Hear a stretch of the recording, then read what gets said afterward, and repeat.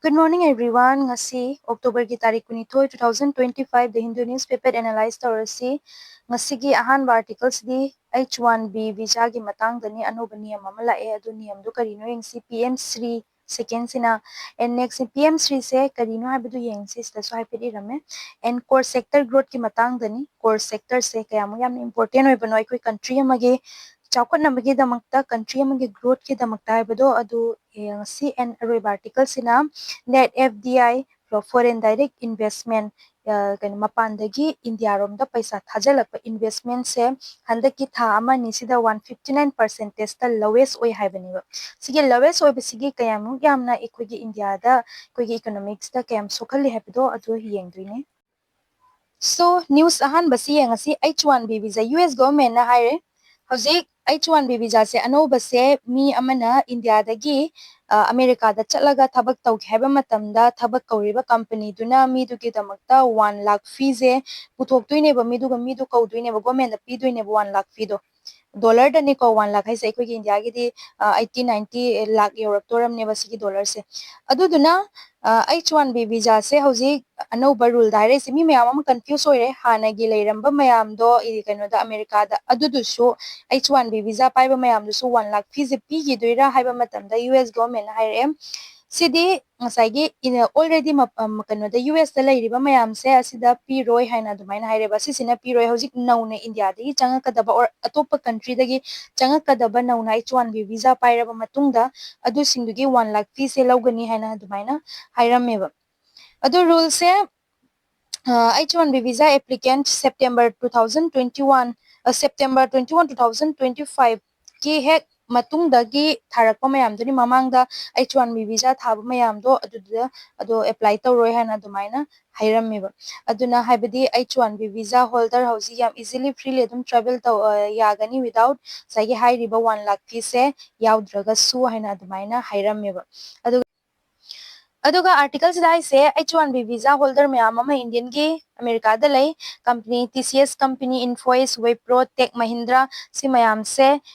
ꯁꯤꯗ ꯁꯨꯔꯤꯕ ꯃꯌꯥꯝꯁꯤꯗꯤ ꯑꯌꯥꯝꯕꯅ H1B visa ꯄ꯭ꯔꯣꯒ꯭ꯔꯥꯝꯁꯦ ꯌꯥꯎꯏ ꯍꯥꯏꯕꯗꯤ ꯄꯥꯏ ꯍꯥꯏꯕꯅꯦꯕ ꯁꯣ H1B visa ꯍꯥꯏꯇꯥꯔꯒꯗꯤ ꯅꯟ ꯏꯃꯤꯒ꯭ꯔꯦꯟ visa ꯍꯥꯏꯅꯁꯨ ꯈꯪꯅꯩ US based ꯀꯝꯄꯅꯤꯁꯤꯡꯅ ꯊꯕꯛ ꯍꯥꯌꯔ ꯇꯧꯕ ꯃꯇꯝꯗ ꯀꯩꯅꯣ ꯑꯩꯈꯣꯏꯅ H1B visa say ꯄꯥꯏꯗꯣꯏꯅꯦꯕ job like science and technology ꯑꯗꯨꯒ engineering ꯁꯤ ꯃꯌꯥꯝꯁꯦ ꯁꯤꯗ job ꯇꯧꯅꯕꯒꯤ ꯗꯃꯛꯇ ꯂꯧꯕ ꯍꯥꯏꯇꯥꯔꯦ 1990ꯗ introduce ꯇꯧꯈꯤꯕꯅꯤ USꯗ ꯁ꯭ꯀꯤꯜꯒꯤ ꯑꯋꯥꯠꯄꯗꯣ ꯑꯗꯨꯗꯣ ꯍꯧꯖꯤꯛ ꯀꯩꯅꯣ ꯇꯧꯅꯕꯒꯤꯗꯃꯛꯇ ꯃꯦꯟꯁꯤꯟꯅꯕꯒꯤꯗꯃꯛꯇ ꯍꯥꯏꯇꯥꯔꯦ ꯃꯄꯥꯟꯗꯒꯤ ꯁ꯭ꯀꯤꯜ ꯂꯩꯕ ꯃꯤ ꯃꯌꯥꯝꯗꯣ ꯀꯧꯗꯣꯏꯅꯦꯕ ꯇꯣꯂꯣꯞꯁꯦ ꯆꯥꯎꯅ ꯆꯥꯎꯅ ꯄꯤꯔꯒ ꯅꯟ ꯏꯃꯤꯒ꯭ꯔꯦꯟ ꯚꯤꯖꯥꯅꯦ ꯑꯦꯂꯣ ꯇꯦꯝꯄꯔꯔꯤ ꯑꯦꯟꯇ꯭ꯔꯤ ꯈꯔꯅꯤꯒꯤ ꯍꯥꯏꯗꯤ ꯍꯃꯦꯁꯥ ꯑꯗꯨꯗ ꯀꯩꯅꯣꯗ USꯇ ꯂꯩꯗꯧ ꯅꯠꯇꯦꯕ ꯈꯔꯅꯤꯒꯤ ꯇꯦꯝꯄꯔꯔꯤ ꯑꯦꯟꯇ꯭ꯔꯤꯅꯦꯕ ꯇꯨꯔꯤꯖꯝ ꯑꯗꯨꯒ business work study and medical treatment ꯁꯤ ꯃꯌꯥꯝꯁꯤꯒꯤ ꯌꯥꯗꯣꯏꯅꯦ ꯑꯦꯟ ꯚꯤꯖꯥ ꯗ꯭ꯌꯨꯔꯦꯁꯟꯁꯦ and H1B visa can issue for a maximum 6 years ꯆꯍꯤ 6 ꯑꯗꯨꯒꯤ ꯃꯇꯨꯡꯗ ꯃꯥꯒꯤ ꯀꯩꯅꯣ ꯑꯣꯏꯗꯣꯏꯅꯦ ꯑꯦꯛꯁꯄꯥꯌꯔ ꯑꯣꯏꯈꯤꯗꯣꯏꯅꯦ ꯑꯃꯨꯛ ꯔꯤꯅ꯭ꯌꯨ ꯇꯧꯗꯣꯏꯅꯦꯕ after this period the visa holder must and either leave the US for at least 12 months before reapplying for another H1B visa 12 month ꯃꯨꯛ ꯀꯩꯅꯣꯗ ꯏꯟꯗꯤꯌꯥꯗ ꯂꯥꯛꯑꯅꯤ any country ꯗꯨꯗ ꯂꯥꯛꯑꯅꯤ ꯃꯥꯒꯤ country ꯗ ꯑꯗꯨꯒ ꯑꯃꯨꯛ ꯑꯃꯅ CPI ꯑꯃꯅ CPIM ꯑꯅꯤꯁꯦ ꯌꯦꯠꯅꯔꯤꯅꯦꯕ ꯀꯔꯤꯒꯤꯅꯣ PM Sri ꯁꯦ ꯁꯤꯒꯤ ꯃꯇꯥꯡꯗꯅꯤ Prime Minister School for Rising India ꯍꯥꯏꯅ ꯀꯦꯔꯂꯥꯒꯤ ꯒꯣꯚꯔꯟꯃꯦꯟꯠ ꯂꯤꯗ ꯕꯥꯏ ꯂꯦꯐ ꯗꯦꯃꯣꯀ꯭ꯔꯦꯇꯤꯛ ꯐꯟꯁꯅ ꯂꯤꯗ ꯇꯧꯔꯤꯕꯁꯤꯒꯤ ꯒꯣꯚꯔꯟꯃꯦꯟꯠꯁꯦ ꯁꯤꯁꯤꯅ ꯍꯥꯏꯔꯦ ꯑꯩꯈꯣꯏ ꯐꯟꯁꯦ PM Sriꯒꯤ ꯒꯣꯚꯔꯟꯃꯦꯟꯠꯗꯒꯤ ꯁꯦꯟꯇ꯭ꯔꯦꯜꯗꯒꯤ ꯊꯥꯗꯔꯛꯏꯕ ꯐꯟꯁꯦ ꯑꯩꯈꯣꯏ ꯁ꯭ꯇꯦꯠꯀꯤ ꯏꯗꯨꯀꯦꯁꯟ ꯁꯦꯛꯇꯔꯁꯦ ꯗꯤꯚꯦꯂꯞ ꯇꯧꯅꯕꯒꯤꯗꯃꯛꯇ ꯂꯧꯁꯤ ꯍꯥꯏꯅ however CPI ꯅ ꯍꯥꯏꯁꯦ worried ꯑꯣꯏꯔꯝꯃꯦꯕ ꯀꯩꯅꯣ ꯍꯥꯏꯇꯥꯔꯗꯤ PM Sriꯒꯤ ꯐꯟꯁꯦ ꯑꯩꯈꯣꯏꯅ ꯂꯧꯔꯨꯕ ꯇꯥꯔꯒꯗꯤ NEP ꯅꯦꯁꯅꯦꯜ ꯏꯗꯨꯀꯦꯁꯟ ꯄꯣꯂꯤꯁꯤꯒꯤ ꯒꯥꯏꯗꯂꯥꯏꯟꯁꯦ ꯐꯣꯂꯣ ꯇꯧꯕ ꯗꯔꯀꯥꯔ ꯇꯥꯒꯅꯤ ꯍꯥꯏꯅ ꯑꯗꯨꯕꯨ ꯀꯦꯔꯂꯥꯗ ꯑꯌꯥꯝꯕ ꯁꯥꯎꯠ ꯁ꯭ꯇꯦꯠꯁꯤꯡꯗ NEP ꯅꯦꯁꯅꯦꯜ ꯏꯗꯨꯀꯦꯁꯟ ꯄꯣꯂꯤꯁꯤꯁꯦ ꯑꯁꯤꯁꯦ ꯌꯥꯔꯝꯗꯦꯕ ꯍꯥꯏꯗꯤ ꯂꯦꯡꯒ꯭ꯋꯦꯖꯀꯤ ꯃꯔꯝꯅꯅꯤ ꯌꯥꯗ꯭ꯔꯤꯁꯦ ꯑꯇꯩ ꯅꯠꯇꯦ ꯂꯦꯡꯒ꯭ꯋꯦꯖꯀꯤ ꯃꯔꯝꯅ ꯍꯤꯟꯗꯤꯁꯦ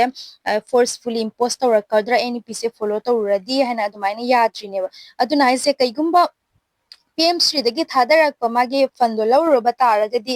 NEPꯁꯦ ꯑꯃꯨꯛ ꯑꯩꯈꯣꯏꯗ ꯆꯠꯅꯧ ꯍꯥꯏꯔꯛꯇꯣꯏꯔꯥ ꯑꯗꯨꯒ NEP ꯆꯠꯅꯒꯗꯕ ꯑꯣꯏꯔꯒꯗꯤ ꯉꯁꯥꯏꯒꯤ ꯁꯤꯒꯤ ꯐꯟꯁꯦ ꯂꯧꯗꯕꯅ ꯐꯩ ꯍꯥꯏꯕꯗꯣ ꯑꯗꯨꯒꯤ poto tanari neba ado PM Shri se karino hai taraga di centrally sponsored is initiative ni koina scheme sida centrally sponsored scheme or initiative hairak pataraga di already kana sage state tagi paisa khara puthoktoini aduga center tagi paisa khara puthoktoini ba center na loina mak tawdoina teba aduduna central sponsored scheme ni 2020 juda launch tawkibani magi aim se kaino haiba matamda sahi manga tarukta sagi 14500 PM Sri School se linkhatpa angang singi aduga NEP Education National Education Policy 2020 se asi se follow tawhanba si sineba magi primary objective se karino hai taragadi primary objective is to create inclusive and nurturing environment that promote well-being and safety of every student ki safety well-being se ohen baduneba magi funding se 60-40 ne central dagi 60 lakani kaino dagi state dagi 40 adumaina lakani and union territories with legislature except Jammu and Kashmir si mayam si oiraneba so sharing pattern northeast kina asina kaino gi leire northeast state ko gi leire siga northeast kina kaino 90-10 aya kaino dagi ekoi manipur rom da northeast state rom da di 90 lupa lakh ama lakadaba matamda 90000 se kai degi lakani center dagi aduga 10000 se ekoi manipur dagi adumaina hai riba northeast state ama de himalayan state union territories and Jammu and Kashmir si mayam se oirakane and aduga 100% central funding for union territories without legislature yaudaba haibadi Ladakh kumba hai tare sigidi 100% funding se kai degi lakani center degi lakani ba moi gidi kai degi na tradi paisa du lakani legislature su yaudabani na laire adu scheme ni duration se 2022-23 dagi haukibani 26-27 bhauba dumaina sahi mari manga taruk se sumaina lakani mamagi duration se aduga key features adu mayam stagi paba yagani aisigi panaba mayam se digital learning haina telegram channel da legani telegram channel dugi le description da hapcharake mayam nal dagi dum paba yagani next in a core sector growth slows to 3-month low 3% in September 3% low ni haiba ko khwaidigi lowest ni haiba 3% core sector da yaudu ise kari karam company no coal gi crude oil gi natural gas refinery product fertilizer cement steel electricity khwaidigi paisa lakpa country hai tare ko sorry paisa lakpa dumba industry si sing sineba aduna sise slow down tawi haiba especially coal da crude oil da natural gas da refinery product crude oil da budi soidina slow down tawrakani kaino ai tar Russia digi thaulo bokot pase kitang lep khrabani kitang reduce tawrabani na aduna fertilizer and cement da su kitang tamna adum sector se grow budi tawi adu taraga su handarakpana hena yame ba topada core sector se kai important oi no ai tar di country magi foundation kanti magi economic hai tare ko sida base tawrini ahan bada base for other industries core sector se sida key industry loina mag yaure hai riba mayam se sisina raw materials and energy to the other industry atopa industry gi raw material oi duine ba electricity leitar ba taraga di atopa industry thabak tawbi yaroi cement leitar ba taraga di industry develop tawba yaroi steel leitar ba taraga di poche semba yaroi jeni ko leitar ba taraga di electricity kamaina generate tawni hai si mayam se core sector se kaino sigi company se yaudaba taragadi atopa company atopa industry factory amta linkhatpa yaradune ba aduga economic health ki ani subasina hairibasi core industry core sector singsina growth over taragadi ekogi india ga economic se healthy oi haidune ba aduga job creation sigi core industry sina hena chawkhalinga ye ekogi job creation se hendoine millions of people directly or indirectly job creation oi doine ba next ina infrastructure growth ki core industry sina support away construction gumba transportation manufacturing moigi se yaudaba taragdi si singje amata semba yaroduine ba aduduna country gi development se core industries adukimatik depend oi aduga GDP da overall growth oi bataragadi GDP da su country gi growth oi rakane ba in short ta ko samlamna hai taradi core sector se si growth oi bataragadi whole country gi economic se growth oduine aduga mana kaigoma slow tawba taragadi economic se kimatik slow ekani impact oirakane ba negative way da hai tar sini next or see next ina net FDI inflow falls by 159% in August RBI data reveal RBI na hai August ki report ne se 159% adumaina du kimatik kano inflow se hai tar mapandagi paisa chang pa se India da si likreba so FDI fall oire kaigino habedo du siyengsin August 2025 ta koina uri foreign direct investment paisa je chang pase negative ta chatle haina हाइबदी ममांगदगी लाकपा मयामदुगा compare तौबा मतमदा negative ता लेग्रेबा सिगे कईगुम FDI से India दा मयाम अमा चंग पतारगदी अखोइदा क्याम कानै हाइबदो अदु सियंगसी when foreign companies invest directly in a country like building in a factory the building factory building semgatpa aduga office semba local company leiba si mayam sigi benefit ama leiba ahan da job creation company linkhalingai gi job mi mayam ama thirakani anoba factory anoba offices aduna worker darkar tai aduna unemployment gi issue se reduce tawrakani mi thabak tawbane hengalaktuni aduga ani subane new technology and skills anoba technology anoba skills mayam ama tamba yaduini machinery gi modern business practice local employee learn these new skills local employees singna new skills se tamjaduini and next ina development gi oina kuida paisa do adegi lakpa taragadi india gi development gi oina paisa do myam ama leiduini ba country gi economic aduga mapandagi aikoina darkar tawa poche myam ama leiba matamda so aduna help tawgani infrastructure mapandagi laaga aikoi sida development tawba taragadi kuigi infrastructure siso fajadoine like road kumba aduga company myam ama india da linkat kya hai taragadi government su kai dawrakani e company myam ama si mafam da link dore hai taragadi mafam dugi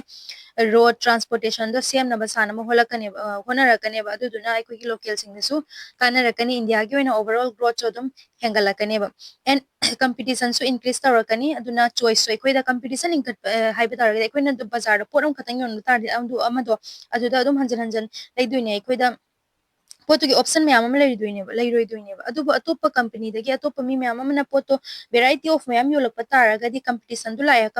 la abina pochu hongakpa aduga aikoi da variety of choice option myam ama laktoine ba aikoi na better product aduga asai mai se pot se laugrabanina aikoi su khara phahandragadi aikoi se silaro habdo aduduna product to better oina bagi damakta honara rakane ba